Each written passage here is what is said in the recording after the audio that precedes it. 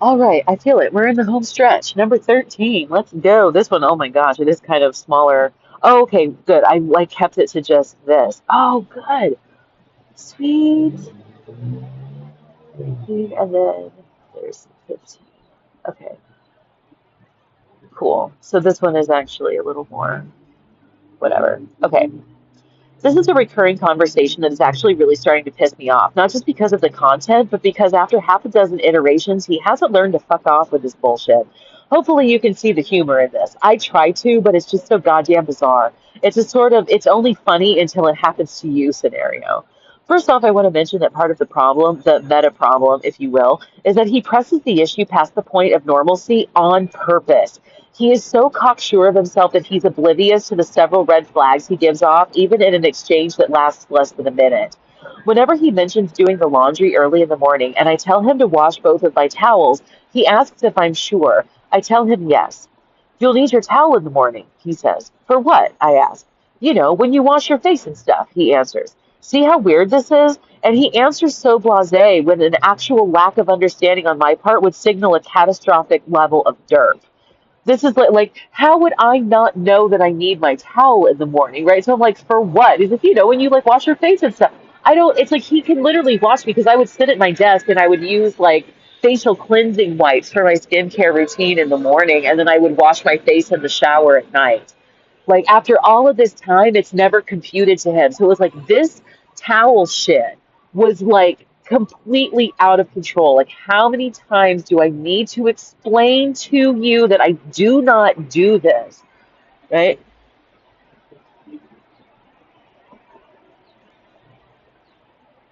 This is likely caused by the fact that he shows that level of derp all the time, but he believes so thoroughly that he's normal that projecting it onto others is acceptable. I don't use a towel in the morning. You can take them both, I reiterate. Well, okay, I'm just thinking that maybe you'd want to use one in the morning, he says, because he has to get in the last word. Let's start at the beginning with the fact that surely I have enough of a grasp on my life that I would be able to make accurate assertions about the future. In other words, I would know if I need a towel in the morning. Telling him to take both of my towels should be enough. Any more assertions from him thereafter are indicative of other underlying psychosocial problems, right? So we're talking about Fight Club language now here, right? Which is kind of funny because if we're talking about like uncooperative speech, so even if this were like a class on pragmatics, right? He's violating the maxim of being a cooperative communicator, right? When I tell you I don't need my towels in the morning, I know I don't need my towels in the morning. Repeatedly insisting that you think I do, I have no idea what wink, wink, nudge, nudge you're getting at, right? It's not cooperative, right? And whatever. It's very condescending and combative.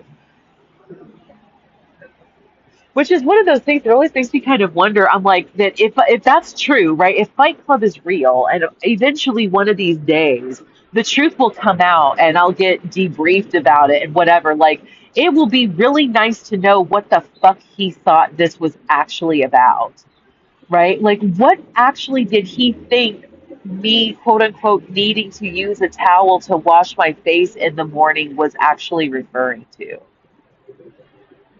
Right. And it could be like, let's say for the sake of argument, because I thought about this before too. You could have two people sharing one Facebook profile, and then in order for them to communicate with each other, they would just put it in messages to themselves in Messenger or something, right? So that they would put something in the message in Messenger, and then the other person logs into the account the next day and reads the message that's technically for them, and then they're supposed to unsend it or delete it, right? Or like they're sending themselves an email, letting the other like so. Let's say I log in to the email account at 6 p.m. and send us, right, send myself an email about what happened today. And then in the morning, when you take over at 6 a.m. and you log into the email, when you read it, you're supposed to delete it so that I know you read it when I log in at 6 p.m. at night, right? But you're not deleting your emails, right? So I don't know if you've read them or not for sure, right? Or whatever.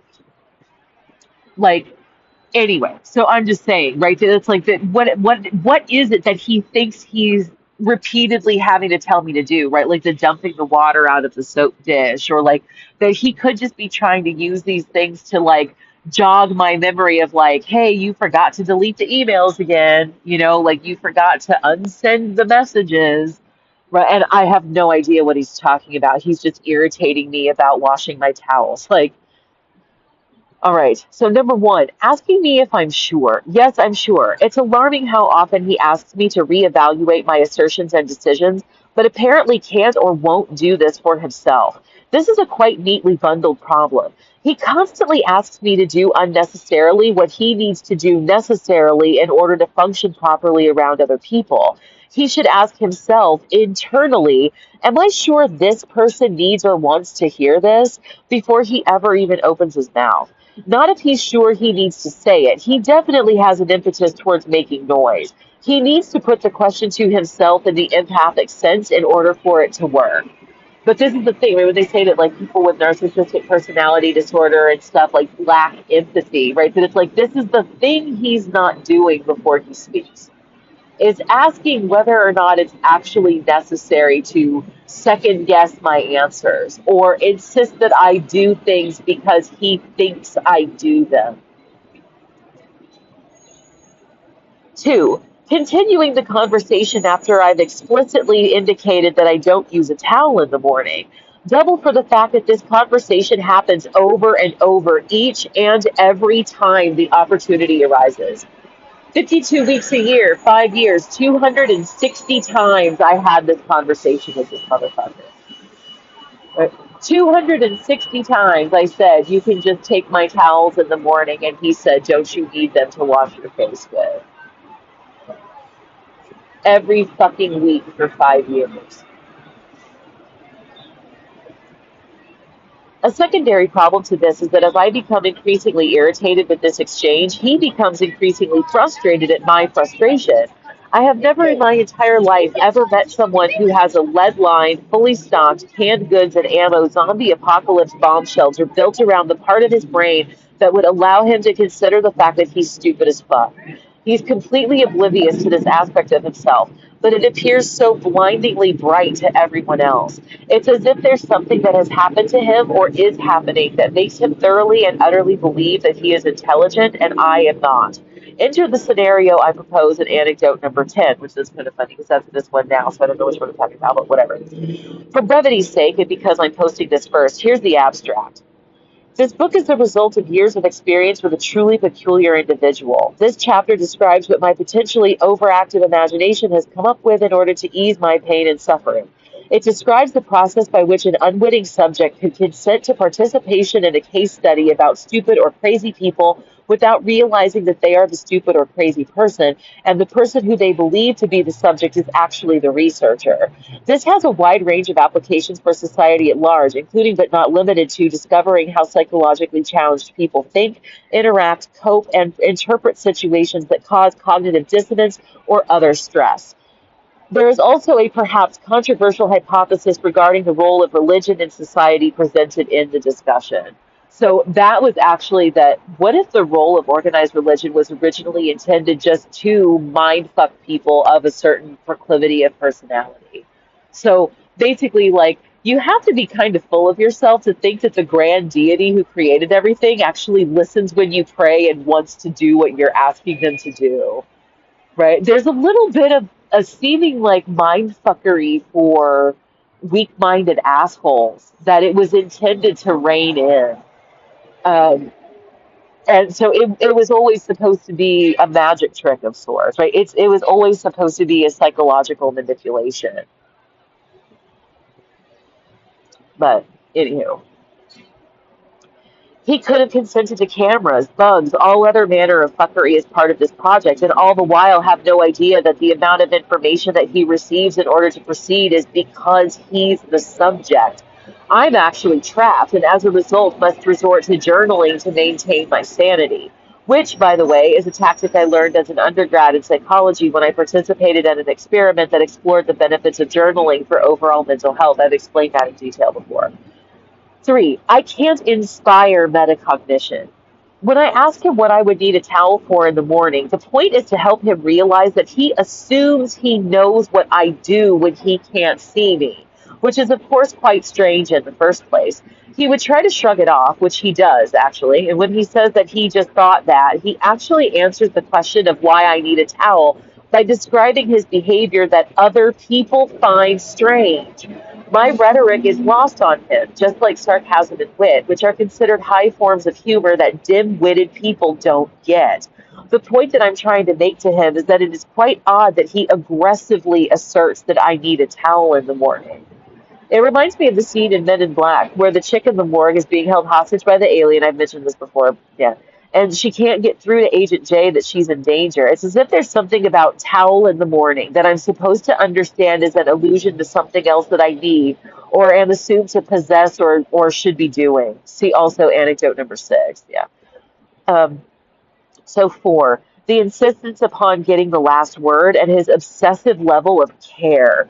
In conclusion, why in the fuck does he care so much about me having the tools and reality for his fantasy scenario about my morning routine to play out? It's gross. So, meaning, why wouldn't you eventually just throw up your hands and be like, okay, fine, she says I can take the towels in the morning, I'll just do it. And then when she doesn't have a towel to dry off when she wipes her face, then she'll see that I'm right when I say, don't you need a towel in the morning, right? At some point, why wouldn't you just let me play myself, right? Which is kind of funny because you're like before when I mentioned like it wouldn't be far-fetched to like if you think I'm Jane Doe with the unicorn profile picture on Facebook that you talk to all day long, why don't you just say, aren't you Jane Doe with the unicorn profile picture? This isn't you, and show me on your screen that you're talking to who knows, but it's not me, right? Why wouldn't you ever just let me see what it is that you're privy to that you think we're doing together,